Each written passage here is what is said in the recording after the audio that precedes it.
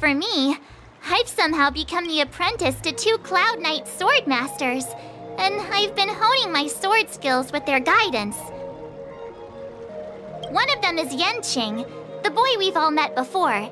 The other is Yun Li, the granddaughter of General Hua Yan from the Xianzhou Juming. Both masters are super strict, giving me a real taste of how hard sword training can be. I tried to drag him into this, but he refused. Then I tried to rope Dan Heng in, but Master Yenqing wouldn't have it.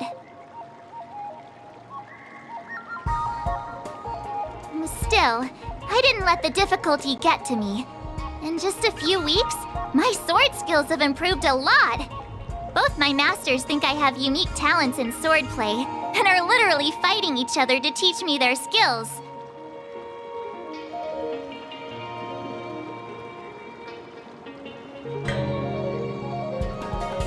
Thanks to their guidance, I've actually made some progress. When I get back to the Express, I'll definitely show off my skills and impress you all. Looking forward to your reply. Yours, March 7th.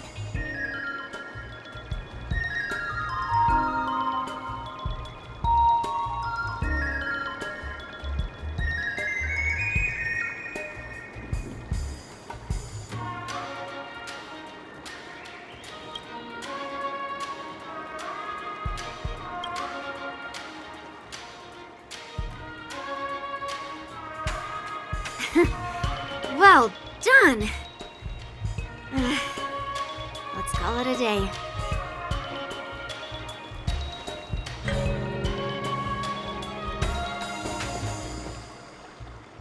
Miss March's sword skills are really coming along. She'll hold her own just fine in the war dance. Perhaps I might have a shot at beating both masters in the ring?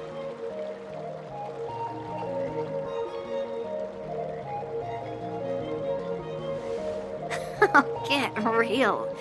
You've only been practicing for a short while. How could that possibly happen? With your talent, Miss March, if you dedicate a few more decades to training, you might eventually be able to defeat Yun Li.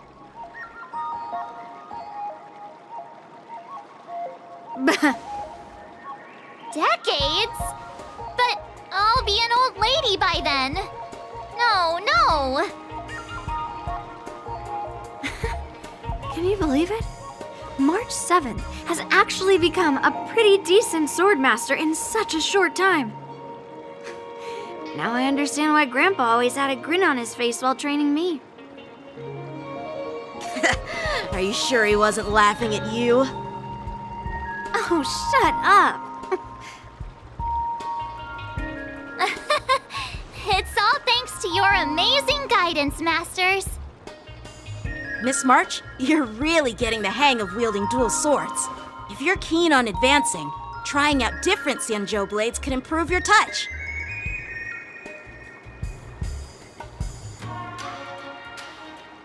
Oh, let me see. Which sword is the most powerful? Single sword? Great sword? Or maybe a flying sword? There's no such thing as the most powerful sword. It's all about the skill of the swordmaster. Yenqing wields several flying swords, while I only wield one. But remember how I kicked his butt at the Alchemy Commission? First, you didn't kick my butt. Second, you'll never kick my butt. Third, how about we settle this right now and see who kicks whose butt? Yeah, I'm up for that.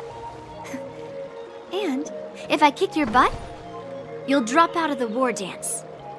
Deal? Why are you two arguing again?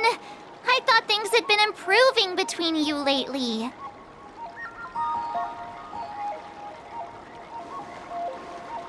There was talk that the leading disciples of the Law Fu and Juming generals were supposed to face off in the war dance, but for some reason, they suddenly teamed up to train an apprentice of their own. Turns out the rumors are true.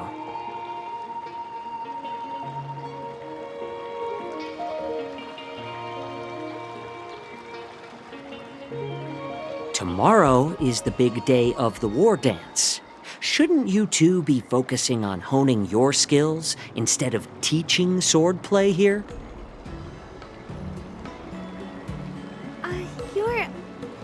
You're...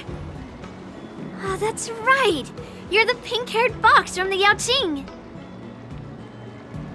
This is Mr. Jiaoqiu, the healer working for the general of the Xianzhou Yaoqing. Ah, got it.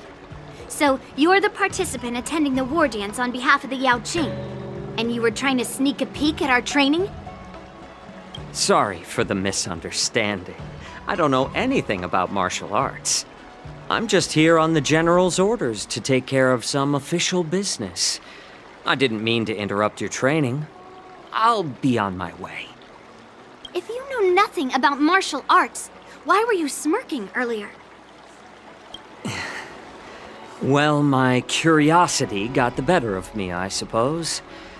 When I heard Miss March's pondering about what to learn, I couldn't help but wander over. From my professional experience, cleavers, slicers, chopping knives, and carving knives are all just tools. Kind of like frying, sautéing, boiling, and deep frying in cooking. They're just ways for people to show off their skills. How you use them really depends on the ingredients you're working with. It's like your sword teaching methods. If you align your ingredient, in other words, your apprentice's natural tendencies, with the right cooking method, by which I mean the teaching method that best suits her, she'll make double the progress in half the time. For example, golden eggplant tastes best when fried, cloud peppers when stir-fried, and yellow boulder beef when simmered. It's all about discovering the nature of the ingredients. Apprentice.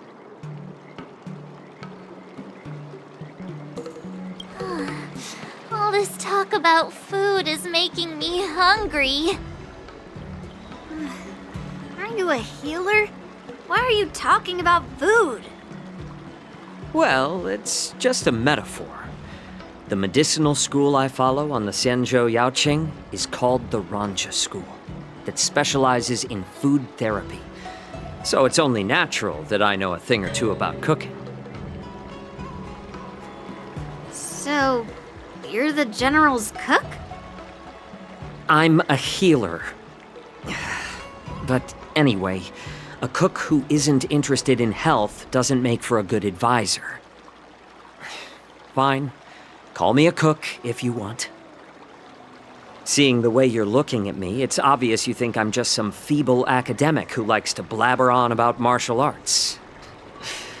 But, in reality, I know a thing or two about killing. After all, the art of healing inherently encompasses both life and death.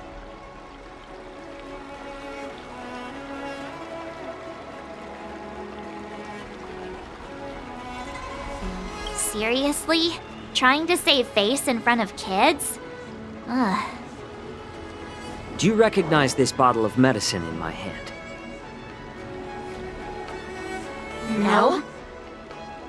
This is called tumble dust, an extract from an exotic flower named Yabra. Is it poison? Well, it depends on how it's used. With just one drop, it's able to numb a patient's body during surgery, making them painless throughout the entire process. However, increase the dose or the potency, and it'll slow the metabolism, making the blood thin and resulting in the loss of all senses. Even long-life species cannot escape its effects. This thing can save lives or take them. It's more powerful than the swords in your hands. That may be so, but still, I prefer settling things with a sword than, you know. Looks like I did get you all wrong. You're not a feeble scholar, but a sinister and despicable one. Hey, why the insults all of a sudden?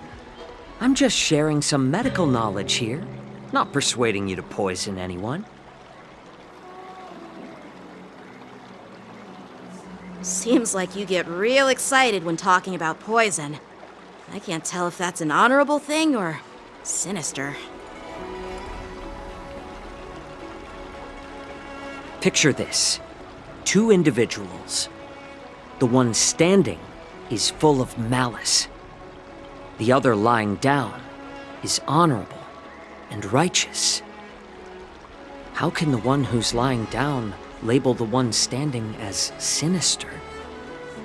In the throes of combat, where life and death hinge on a singular moment, every idea fades into nothingness. The only thing that matters is staying alive. Surviving the battlefield reshapes all notions of worth, be it integrity or treachery. In my eyes, their significance is negligible.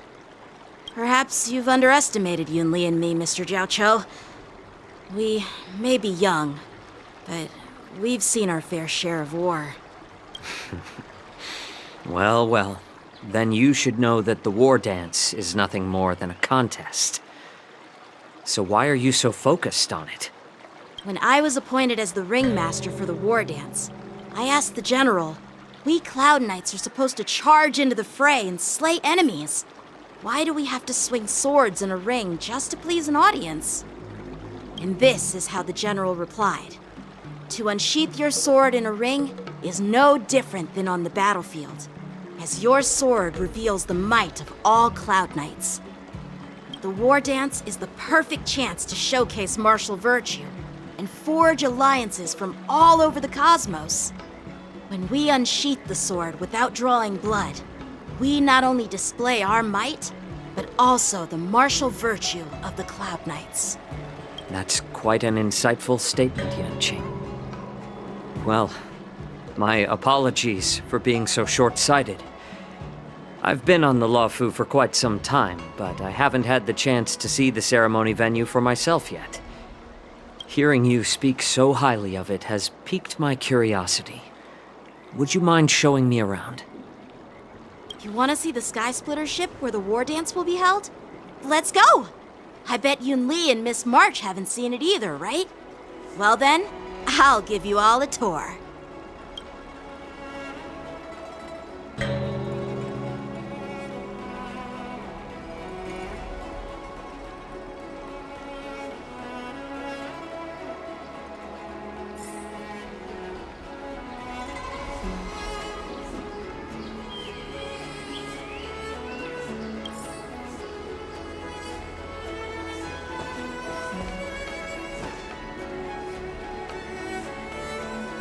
Let's go. I'll give you a tour of the Sky Splitter.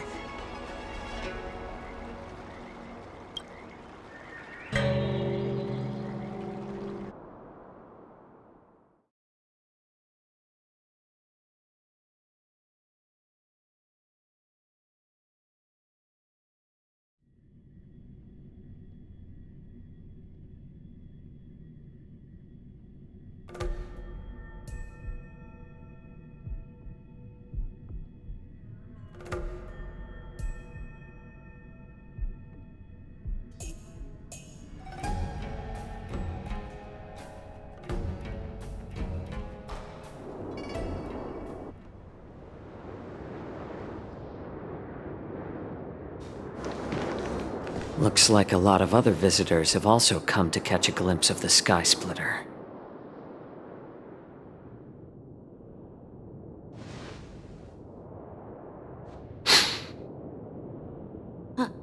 What's up, Mr. Jiaoqiu?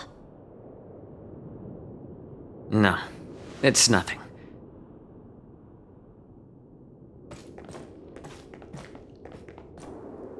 Do you see that airship in the distance? That's the Sky Splitter, the venue for the war dance ceremony. It doesn't look all that impressive from this distance. The Sky Splitter is actually a decommissioned Lawfu military vessel. People aren't allowed on board until the war dance officially commences. Tomorrow, when the bell rings and the ceremonial cannons roar, I'll be there representing the Cloud Knights of the Xianzhou Lawfu, standing in the ring, ready to take on challengers from all over the cosmos. Since I was a kid, I've been training in swordplay and the art of war under the general. Every day, I'd swing my sword 10,000 times, and then thrust it 10,000 times, repeating the process over and over. I understand that I'm not like other kids. I never envied the toys and freedom they all had. I never found sword practice boring or hard. Even in the thick of battle, facing down savage abominations, I never felt scared. Each day, I could feel myself getting stronger and stronger, and I racked up countless victories. It's the best feeling in the world. But then, I faced a really tough opponent, and just one slash shattered my confidence into 1,000 pieces. That's when I felt true fear for the first time. Maybe that's what Mr. Zhao Cho meant by life and death hinge on a singular moment. Every idea fades into nothingness. After that, I had to pick up the pieces and try to put myself back together. But no matter how hard I tried, I couldn't seem to find my old happy self again. I often ask myself, why do I wield my sword? If defeat is inevitable, why do I continue to fight? Is it to reclaim the joy of victory? To meet the general's expectations? Or to secure my honor among the Cloud Knights? While the general could teach me the art of swordplay, he couldn't teach me why I should keep on going. He said the reason must come from within myself. I've been struggling to find that reason. But after talking with you, Mr. Zhao Cho, I think I already have that reason in mind. As a member of the Cloud Knights and the General's apprentice, I've had a weight on my shoulders. And I know there's still more to shoulder. But when I wield my sword, it feels like I'm letting go of everything. I love the feeling of giving it my all, facing any obstacle in front of me. Pressing. That's why I wield my sword. Oh, Yenqing. So young, yet so grown up. By the way, how old are you exactly? Age doesn't really matter. All sword masters will understand how I feel. I get it. Looks like all the kids on the Lawfu live tough lives. So, how about you, Miss Yunli? It's not polite to ask a girl her age, no matter which Xianzhou ship you're on. I'm not asking your age. I'm asking if you have a dream like Yenqing has. You don't talk like a cook. You sound more like a TV host or something. Need I repeat myself again? I'm a healer. Well, I don't have a dream like Yenqing does. The only reason I'm participating in the Ringmaster's Challenge is because I made a promise to my grandfather. I want to win the precious sword he's contributed to the war dance. Sounds like that mind of yours is just filled with swords. I bet you've got nothing better on your mind. My father was a craftsman on the Xianzhou Juming. Because of his foolishness, many innocent people fell victim to the cursed swords he forged. Since I was a kid, it's been clear to me that not everyone deserves to have a weapon in their hands. Giving them a sword is no different than being cruel to the innocent. So, whenever I come across someone unworthy of a sword, I can't help but want to take it away from them. Given that Yanqing is the war dance ringmaster, I'm stepping up to challenge him. To ensure the precious sword doesn't fall into the hands of an unworthy master. Hey, what do you mean by an unworthy master? I see. It's not easy for kids on the Juming either. Well, it's better to have a reason for wielding a sword than to be lost and confused. I've saved countless Cloud Knights in my life, and there are plenty of exceptional warriors, just like the two of you. What happened, Mr. Zhao Cho? Oh, nothing. I was just reminded of some old friends and old tales. Judging from my professional perspective as a healer, both of you possess remarkable vitality. Your energies flow like raging fires and mighty gales. The upcoming fight will definitely be impressive. Well, we've seen the Sky Splitter and toured the Stargazer Navalia. I guess it's time to say goodbye for now. What? You're leaving already? But you haven't asked me about my dreams. I've been working hard too, you know. It's getting late, Miss March. Unlike you lot, I'm a grown-up bound by responsibilities and duties. The tasks entrusted to me by the General won't complete themselves.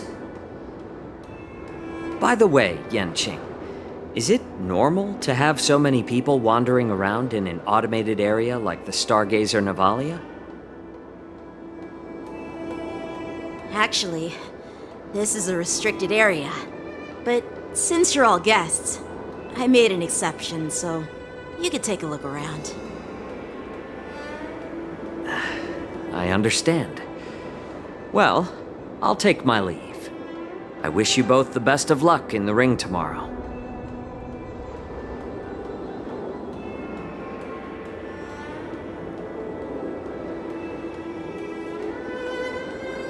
Seriously? I just spent so much time thinking about my dream that he didn't even ask me. Now that we're done with our tour of the Sky Splitter, shall we continue with our training? Why don't we take a day off? What? You want to secretly practice swordplay by yourself? Dream on. You know cramming before a fight never works out. For some reason, seeing the Sky Splitter has boosted my confidence.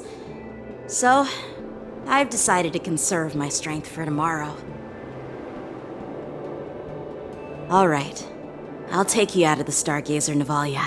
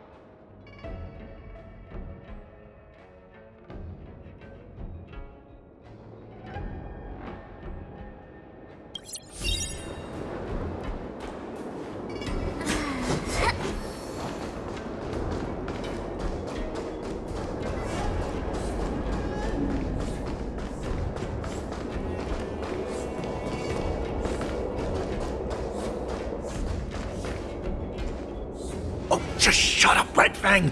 This is not a beast ship. I need some time to take care of things.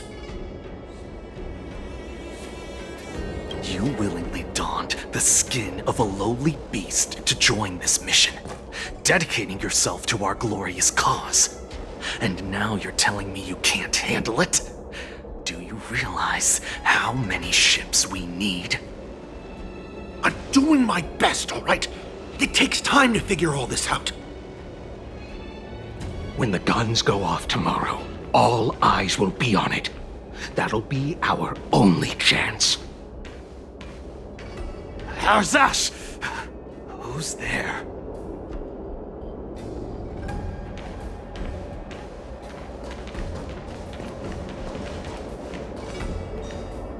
Who are you guys? An impromptu inspection. Why are there outsiders loitering in Stargazer Navalia? And a bunch of kids at that. Hey, kids, didn't your parents ever tell you to stay away from the Stargazer Navalia? I know it's an automated facility, but it doesn't mean you can just break in and do what you want.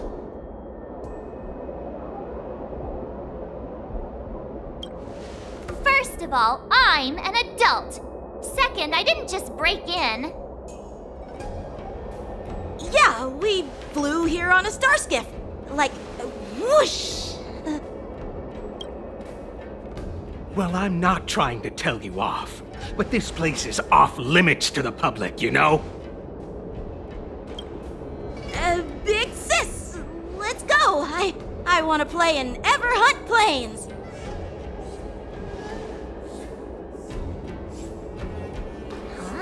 Ever hunt planes? Yeah, sure. The big sis will take you there.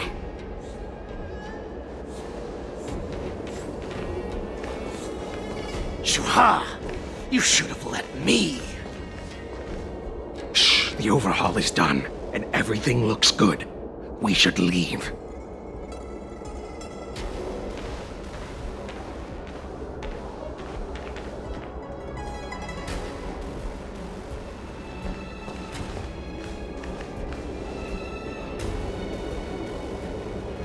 Could you repeat what you just said, Yenqing? What did I say? Big sis, let's go. I want to play in Ever on Planes. Come on. Can't you read the room? Something is definitely off about the three people we just met. Yeah, anyone could see that. I just wanted to hear you say it again. That pink-haired fox tried to say something. I'm pretty sure he sensed something fishy. Since he's not familiar with this place, he just dropped us a hint. But you didn't seem to be paying attention at all. I knew that from the beginning. They said they were doing an overhaul, but it looked like they had no idea how to operate the Starskiff production line, right? And it's suspicious how they suddenly finished their overhaul and walked away as soon as they laid eyes on us.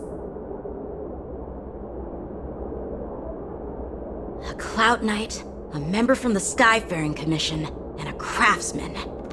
They're from various departments, and the reason for the overhaul seems legit. But one of them blurted out some weird language just now. Did you hear that? I have a feeling that if we secretly tail them, we'll definitely catch these guys in the act. Follow my lead, and be careful not to blow our cover.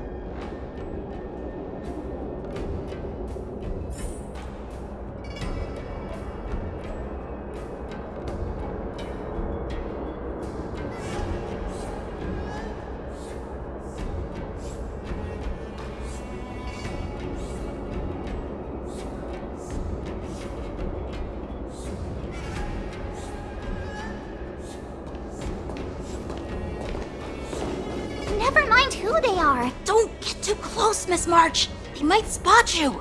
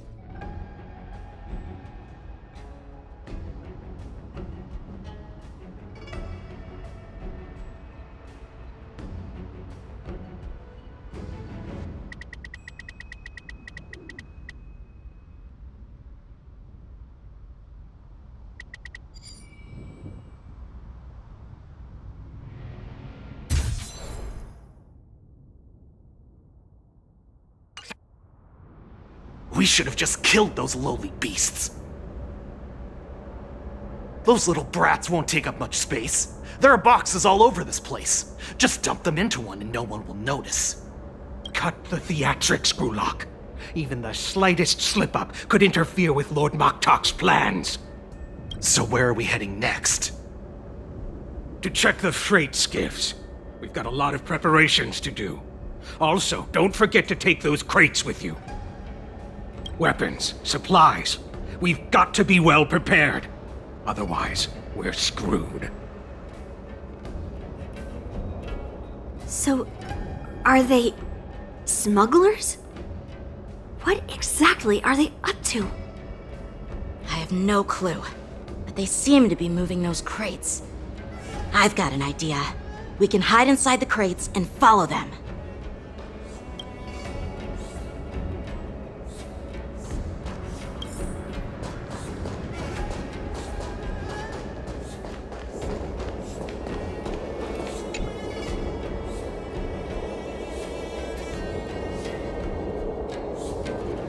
Ugh, so cramped in here. I can hardly breathe. Just hang in there.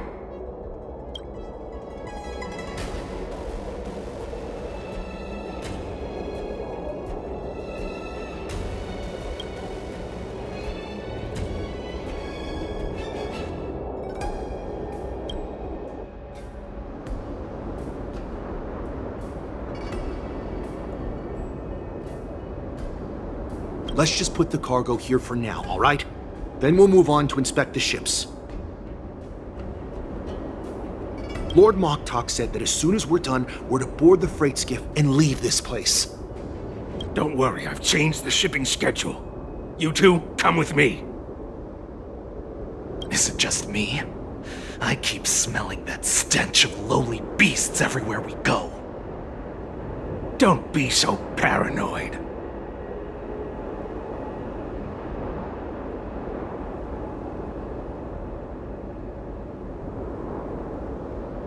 Looks like they're planning to escape on the skiffs in Stargazer Navalia. They keep talking about their plans, but where do they come from? And what do they want to do on the Xianzhou? They're definitely up to something bad. Wait, they disappeared. Let's catch up to them.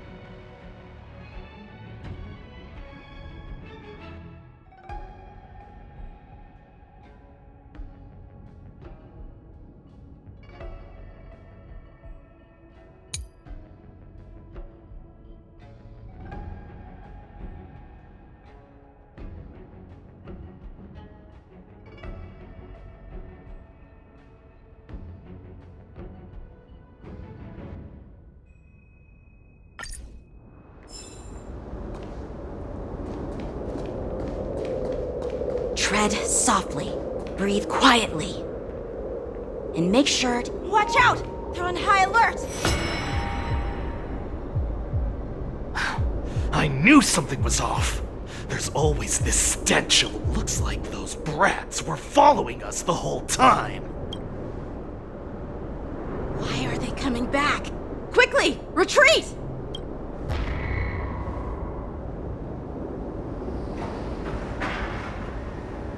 Looks like they're planning to escape on the skiffs in Stargazer Navalia.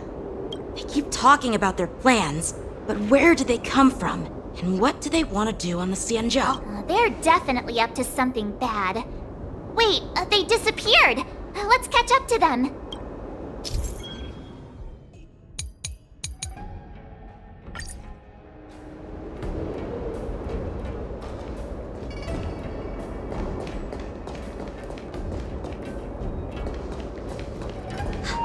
Did he spot us? Quickly, hide!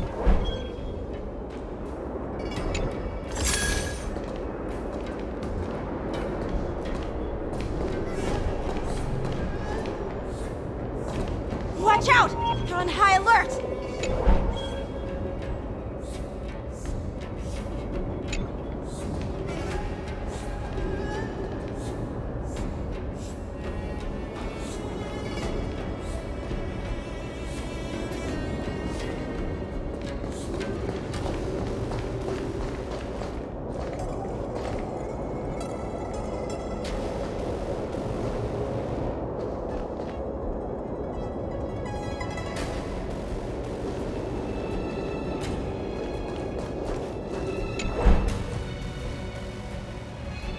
Don't be so paranoid. We're running out of time. Get over here! Shuhart, I'm coming!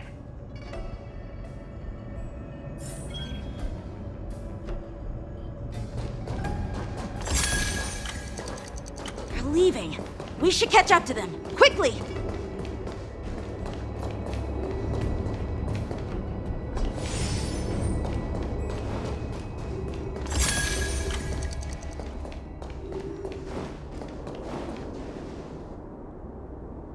What are they up to? They're all wearing official uniforms, but I'm pretty sure they're not members of the Skyfaring Commission, the Artisanship Commission, or the Cloud Knights. This is way too suspicious. Never mind who they are. Let's just film them. That way, if they do anything bad, we'll have solid evidence against them.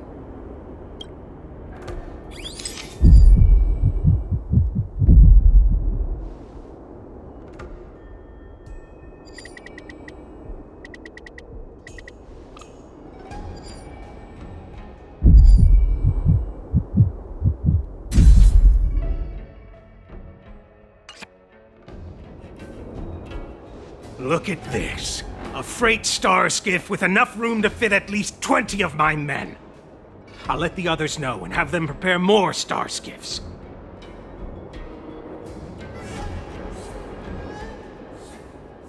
Once we're past the checkpoint, there will be beast ships waiting for us. Lord Moktok is ready. The revival of our ancient bloodline all hinges on this operation.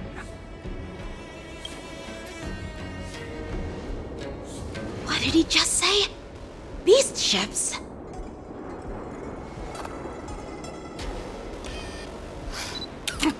Who's there?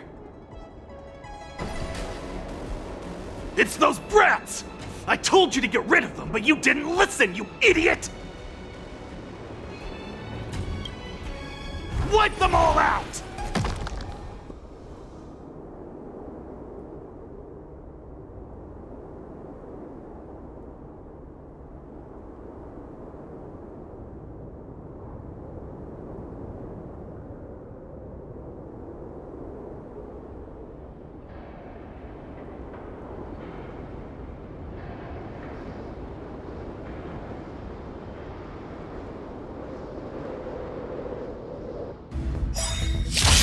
Orson? Adusa! Die, lowly beast!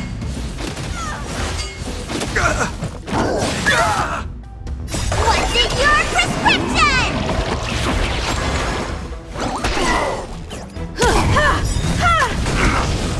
Humanity never conceals its desire to control the heavens, and I'm no exception. A will forged in ice never falters!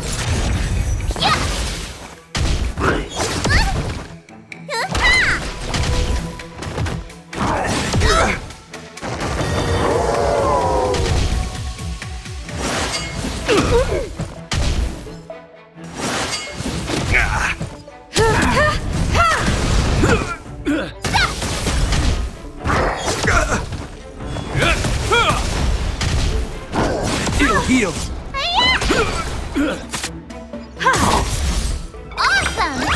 Watch this! You won't get away. Azure Dragon, White Tiger, less cards! Watch this! Humanity never conceals its desire to control the heavens, and I'm no exception.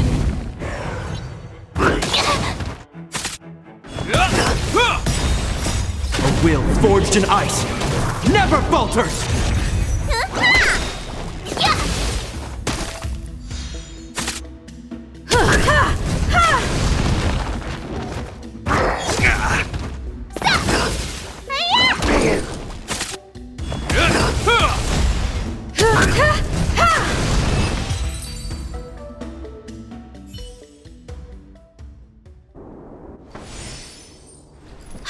How is this possible?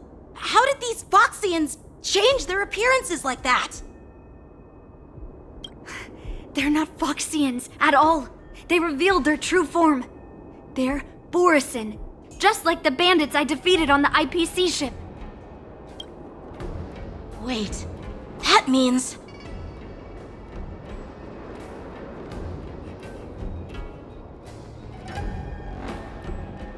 Well, how did the Borisin manage to infiltrate the Xianzhou? It's not just a simple disguise of wearing our clothing and shaving their whiskers. They're somehow able to alter their appearance to be indistinguishable from Foxians. They even have official IDs for the Skyfaring Commission, the Artisanship Commission, and even the Cloud Knights? Let me check this fake Cloud Knight's tag. Maybe it'll give us some clues. Lujun, an officer of the Patrol Defense Squad? Wait! What's the matter? I encountered a patrol officer named Lujun before. It was a few weeks ago, when we were transporting the Borisin prisoners. If they can forge official identities and move around the Xianzhou without raising suspicion... Oh no, this is bad. Even worse. If you find one cockroach on the Express, it usually means... There are more Borisin hiding on the Xianzhou.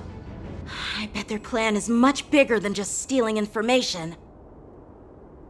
We've got to report this to the Seat of Divine Foresight.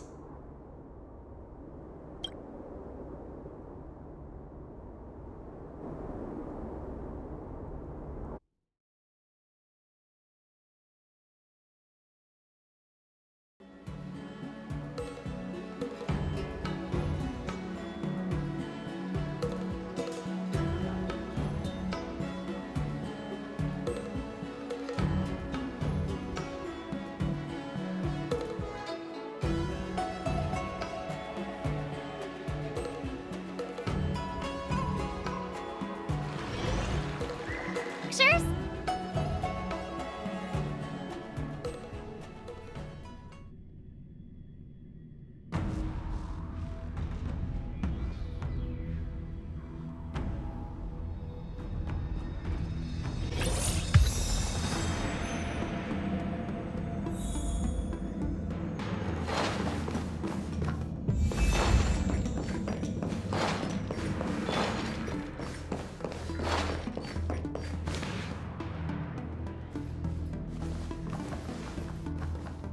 I am glad to finally meet you in person, guests from the Astral Express. I'm Fei Xiao, the General of the Xianzhou Yaocheng.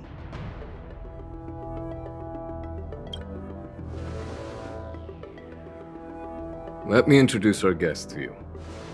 The one dressed in green. He's the reincarnation of Imbibitor Lune, and the person behind him is the newest member of the crew. I've heard a lot about you. Outside the reports from the Law Fu, the Skyfaring Commission of the Yaoqing has also gathered plenty of information about both of you.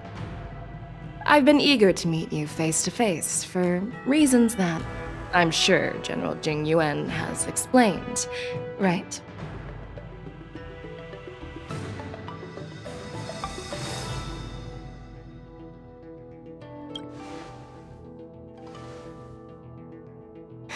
That's right.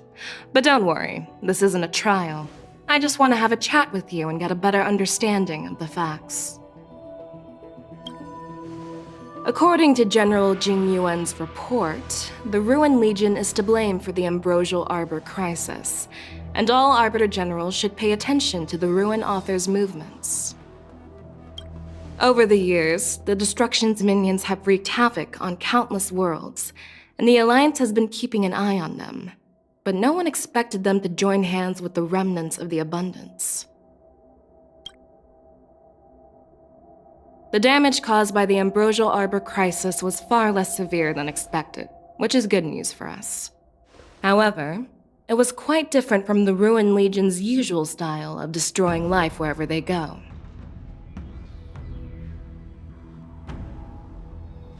While I trust the bravery of the Divine Foresight and the Nameless, I'm curious about some details missing from the report.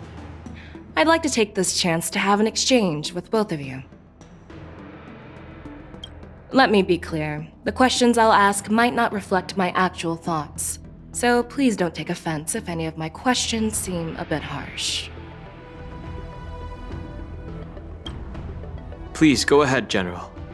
But keep in mind we can only answer based on what we know.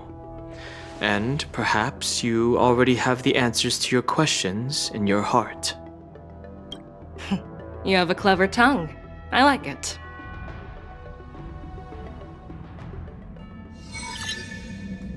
The Merlin's claw is quite articulate. Right now, her intentions are unknown, and Jing Yuan wants us to be honest. Maybe I'll just stick to the facts we know. Let's cut to the chase. Before the crisis struck, the Astral Express was guided here by a Stellaron hunter, a wanted felon, in an attempt to resolve the Stellaron crisis. However, everyone in the cosmos knows of the Stellaron hunter's reputation.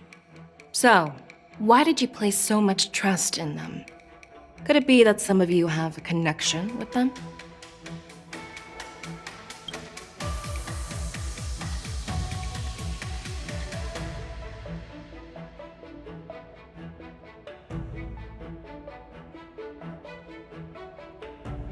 You know what? Maybe I do have a connection with Stellaron hunters. Oh, now that's interesting. Looks like you're quite close to the Stellaron hunters. However, I must warn you that they are wanted felons.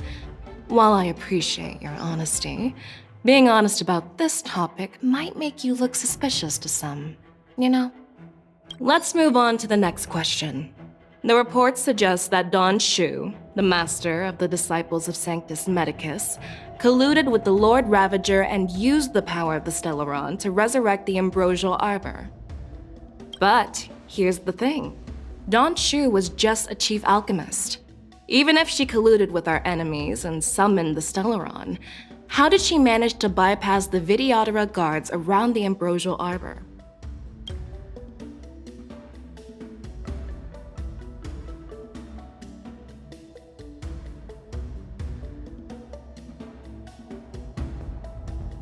I personally met Don Shu once. Her closest friend was killed during the war on the Fanghu, and she harbored deep hatred towards the hunt. So she spent years making preparations in the Alchemy Commission, in order to take revenge on the Xianzhou. Revenge is also a form of the hunt. However, that doesn't explain how she managed to bring the Stellaron into the Scale Gorge waterscape, which was guarded by the Videodora. Well, you should ask Don Shu herself for the answer. Unfortunately, Don Shu is dead, and even her corpse has crumbled into ash. That's one less clue we can pursue. According to the report, Lord Ravager Fantilia is the mastermind behind the entire conspiracy.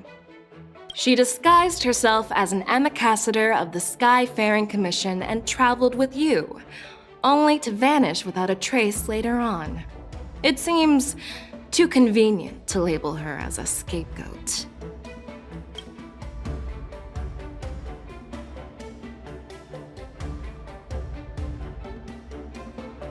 We were working with Diviner Fu, and she also witnessed Ventilia's true form. You're not going to doubt one of your own people, are you?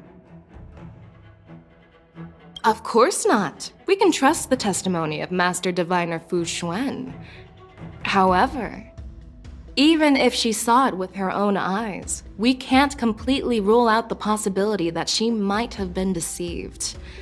After all, it's suspicious how the culprit just bizarrely vanished.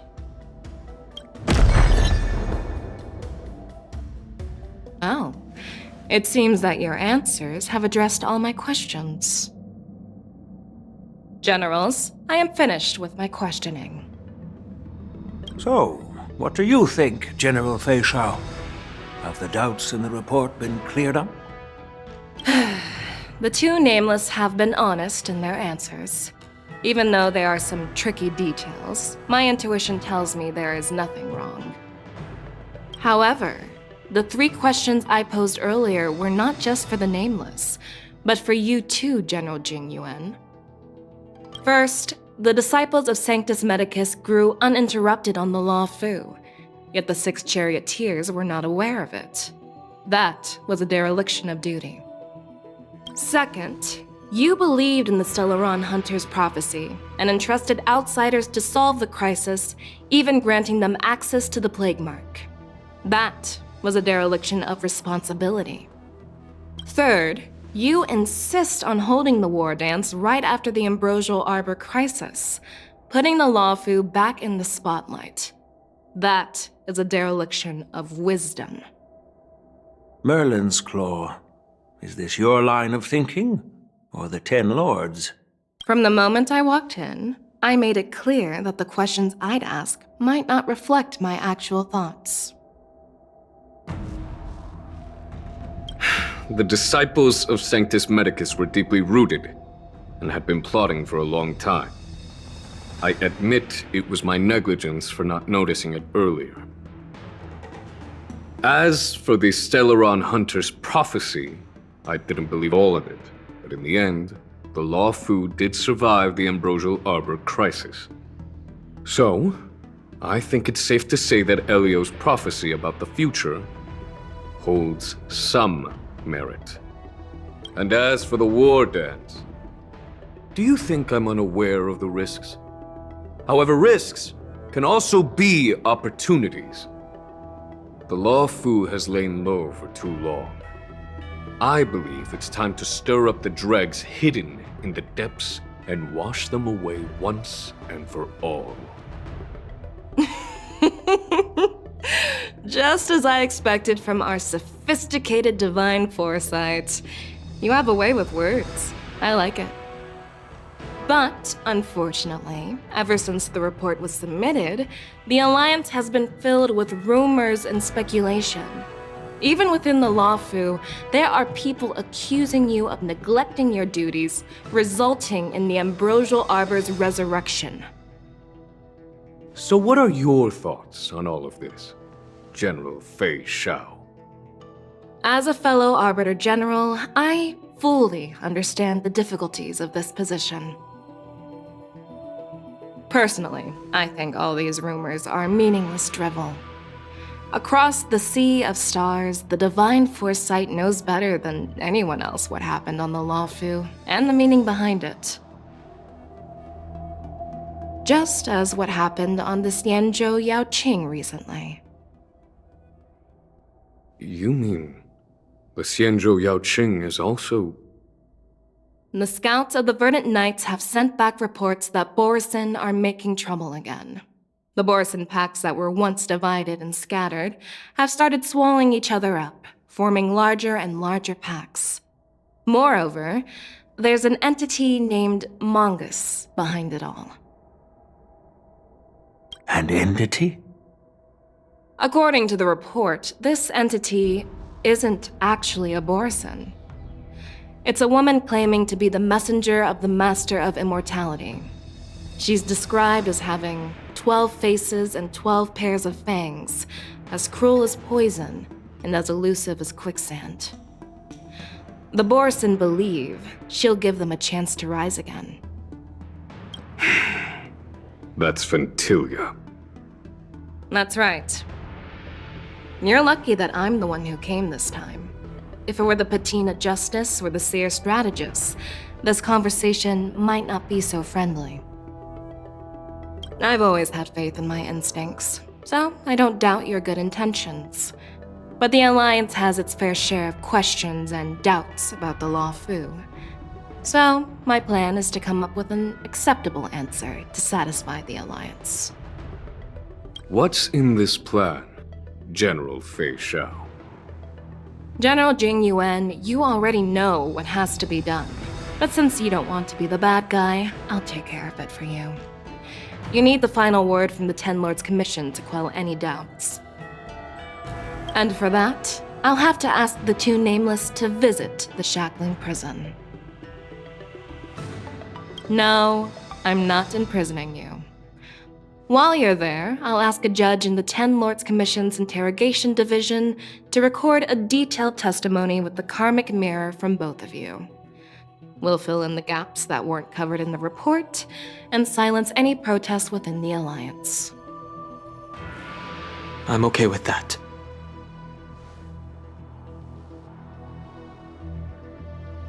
Your willingness to help is truly heartwarming, youngsters. Then, as the Merlin's Claw requests... Oh, there's one more thing.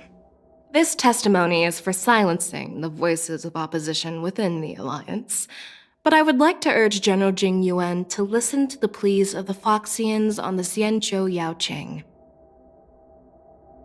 So, you are here for Hule. Exactly. Hule is locked up in the Law Fu's Shackling Prison. Since he is the Broodlord of the Borisin, I want to transfer him onto the Xianzhou Yaoqing and imprison him there. The recent movements of the Borisin suggest they're planning something big, so we must act preemptively. It makes sense to have the Foxians keep an eye on their arch-nemesis. Since you trust my judgment, I'll repay that trust. What do you think about all this, General Huayan? I was worried this would turn into a heated argument, but it seems like both of you are on the same page, solving each other's problems. I couldn't have asked for a better outcome.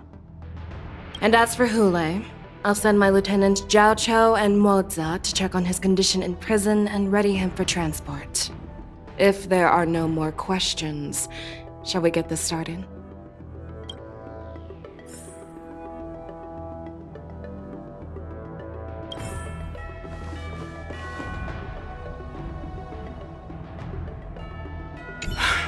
I'm really sorry about all this. But the testimony in the Shackling Prison won't take up much of your time. I'll call for a messenger to take you to the Interrogation Division. You just need to give your testimony, and then you can head back. So no need to worry. As you wish, General.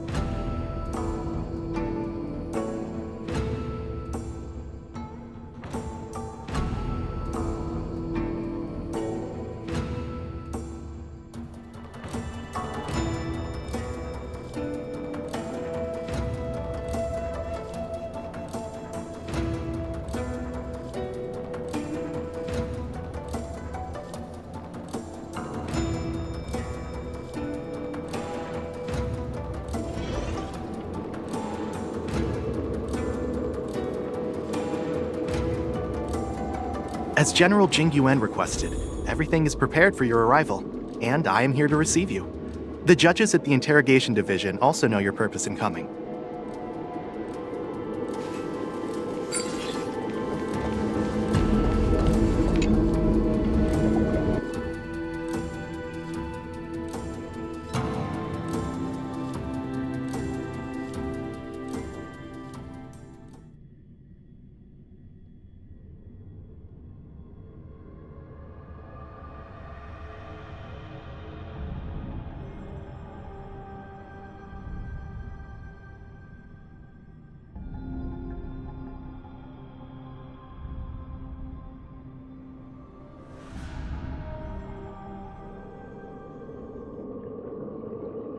shackling prison. I didn't expect to be back here after all these years. Danhong. Don't worry about me. If you're ready, I'll open the gate for you.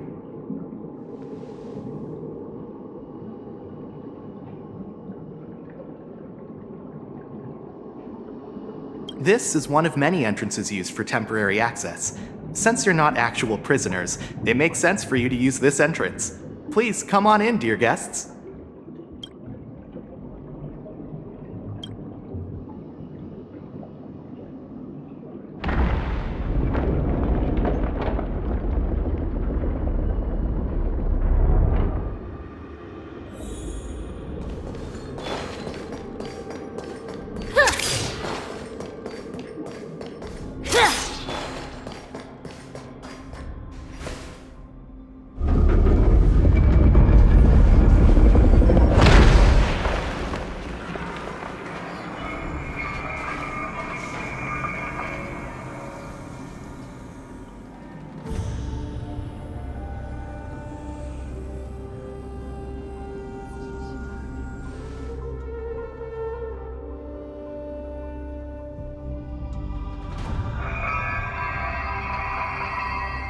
What are you looking at?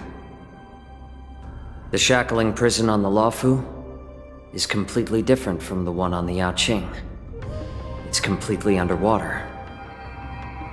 Whether it's in the clouds or underwater, breaking free would still be a piece of cake for me. Still thinking about your old jailbreak tricks, huh? Forget it. You're free now. Just don't do anything stupid, or the judges will throw you back in there and lock you up for a few hundred years. You'll see me again in just a few days. Taking Hule back to the Yaoqing means a lot to the Foxians on the ship, and to the General herself. So stay alert.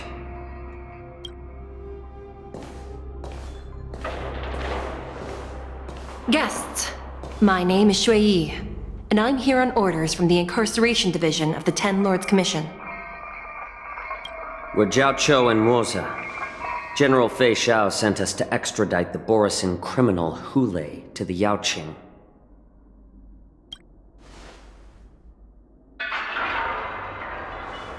We're here to inspect the conditions of his imprisonment and make preparations for the handover and transportation. I assume you've been briefed, Your Honor. Your visit request has been approved. I'll be your guide for this trip.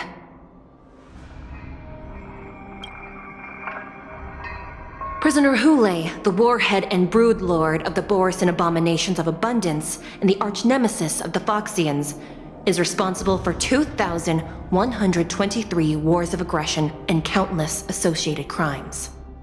Due to his heinous acts, he has been imprisoned in the depths of the shackling prison and subjected to the punishment of the Forest of Swords until the end of time. He shall never be pardoned.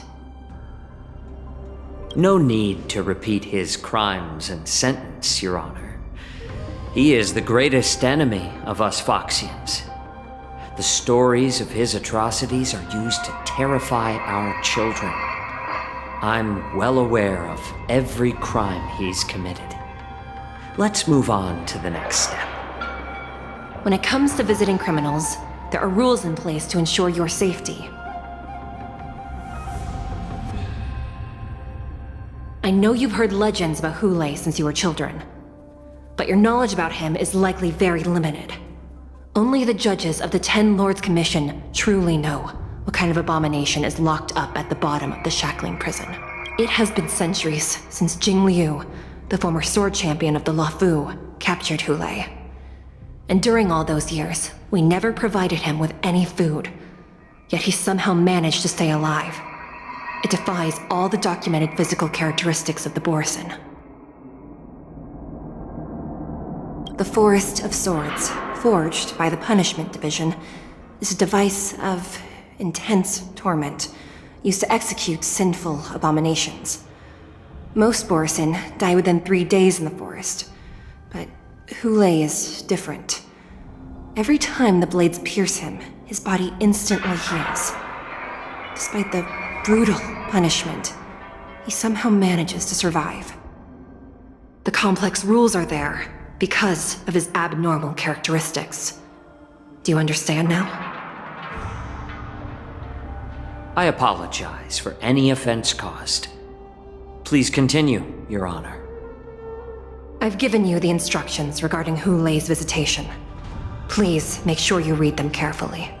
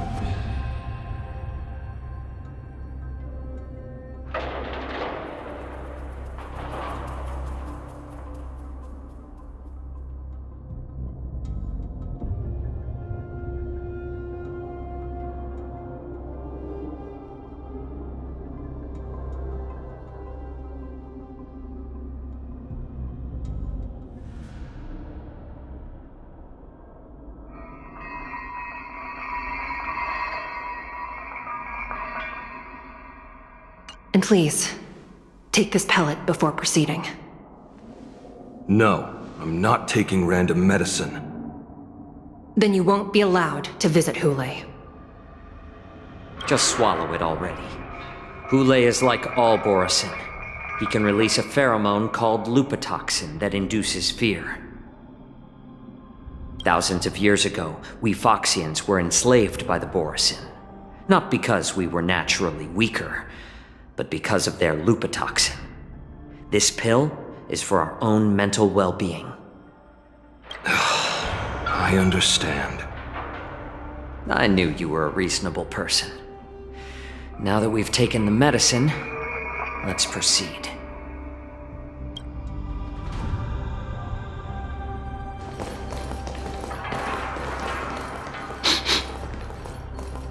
Your Honor. What is it? No, never mind. Maybe I'm just imagining things. Let's keep moving.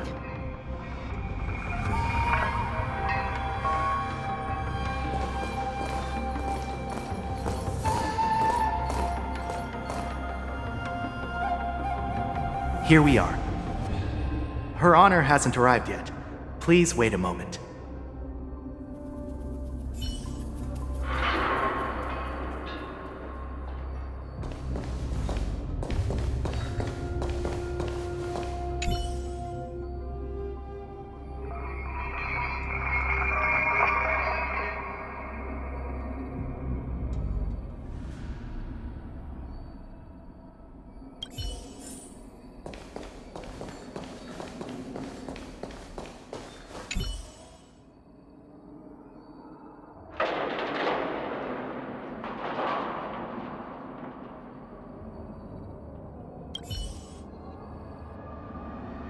Welcome, dear guests from the Express. Judge Hanya of the Interrogation Division. We've met before.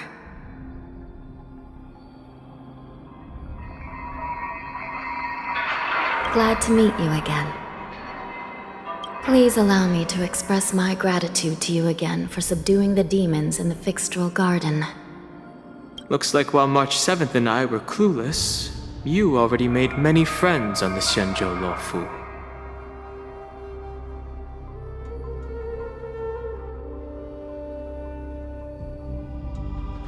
Even though you and I have met before, we can't show any favoritism under the Ten Lords. So, please do as I command as we head to Scrivener Hall and beyond. Don't do anything without my permission. This is not a place for ordinary mortals. You and Mr. Danheng, please come with me. Please lead the way, Your Honor. Please let me activate the mechanism before we all move forward. And please, watch your steps.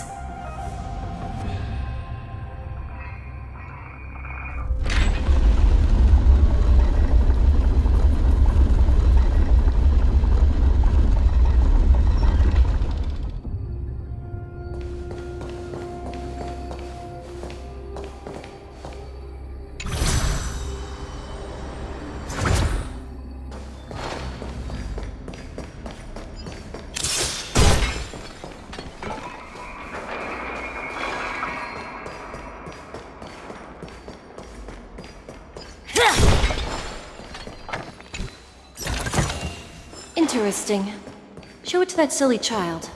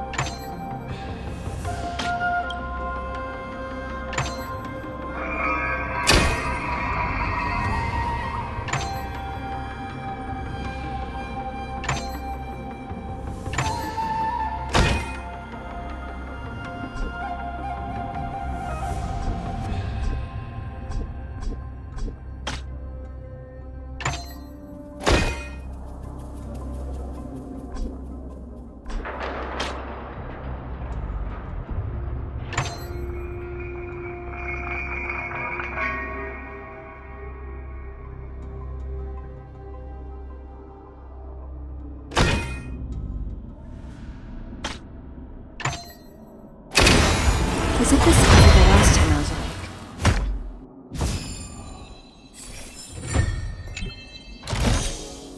Interesting. Show it to that silly child.